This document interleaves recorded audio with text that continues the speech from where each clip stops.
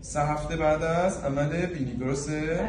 خب نمای نیمرخ، قوس جذاب و عالی.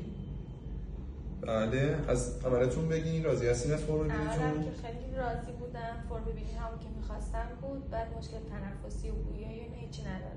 عالی، تنفستون خوبه الان؟ بله بهترم شده. خب خیلی هم عالی. فرم نهایی گفتیم 1 سال بعد عمله. میبینی که استخونایی که به خوبی جمع شدن و قرینه سازی پرهای بینیشون کاملا قرینه.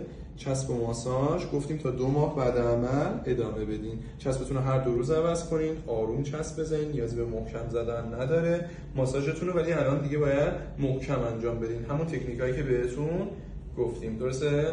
ما رو هم به دوستان خودتون معرفی می‌کنین؟ بله. ممنون ازتون. مبارکتون باشه. 1 هفته بعد از عمل بینی ترمیمی. چند سال پیش بود که عمل کرده بودین قبلا؟ 5 سال.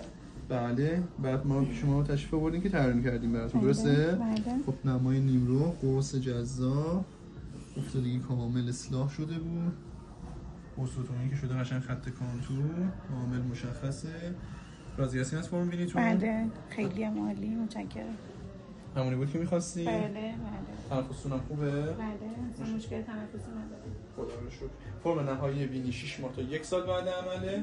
بینی ورم داره، ورم که برطرف بشه قطعاً بیشتر جا میفته و بهتر خواهد شد. مبارکتون باشه. متشکرم.